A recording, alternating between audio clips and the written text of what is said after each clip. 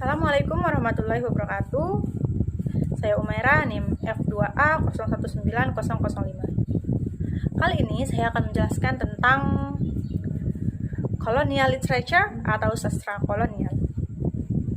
Awal periode Amerika dan kolonial dimulai pada tahun 1776 sampai dengan tahun 1800. Pada awalnya, sastra di Amerika ini bertema atau menceritakan tentang mitologi, legenda, dongeng, lirik lagu yang disebarkan dari mulut ke mulut atau secara lisan dari budaya India.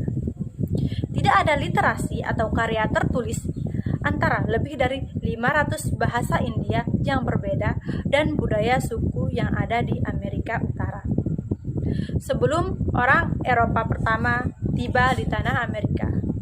Akibatnya, sastra oral asli di Amerika cukup beragam. Narasi dari budaya berburu Quasi-Nomaden seperti Navajo berbeda dengan kisah-kisah suku pertanian yang menetap seperti Acoma Pueblo Dwelling.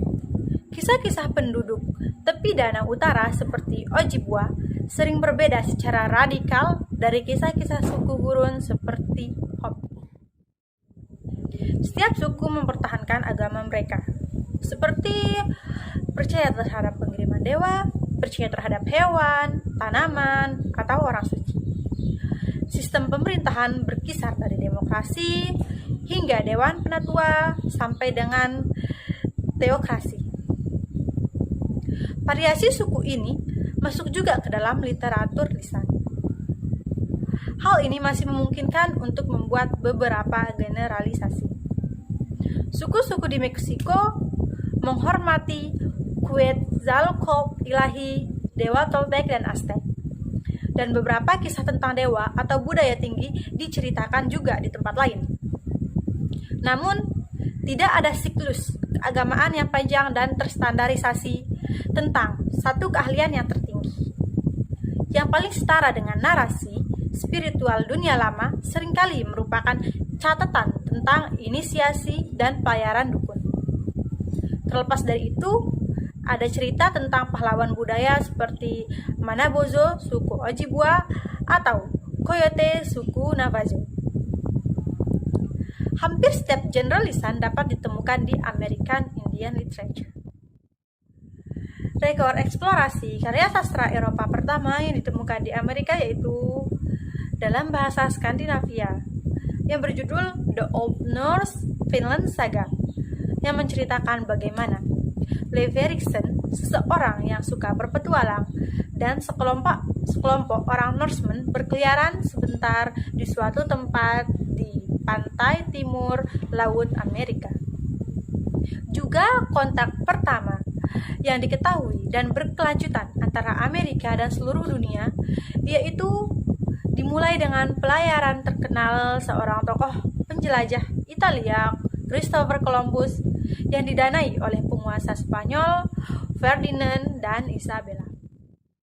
Pada abad ke-17, bajak laut, petualang, dan penjelajah membuka jalan bagi para koloni di Amerika. Karya sastra awal eksplorasi terdiri dari buku harian, surat, jurnal perjalanan, log kapal, dan laporan kepada para pendukung keuangan jelajah penguasa Eropa atau di mercantile Inggris dan Belanda. Perusahaan saham gabungan secara bertahap ditanamkan oleh catatan koloni yang menetap. Karena Inggris akhirnya mengambil alih koloni Amerika Utara, sastra kolonial yang paling terkenal dan paling antologis adalah sastra bahasa Inggris.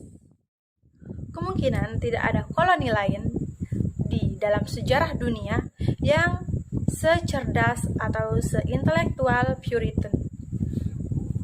Berkisar sekitar tahun 1630 sampai dengan tahun 1690, ada banyak lulusan universitas di bagian timur laut Amerika Serikat yang sekarang dikenal sebagai New England.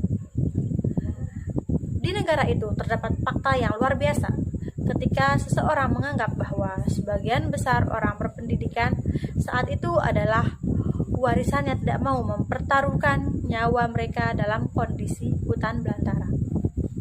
Puritan sendiri merupakan seorang yang berpendidikan. Mereka ingin memahami dan mengeksekusi hutan saat mereka mendirikan koloni mereka di seluruh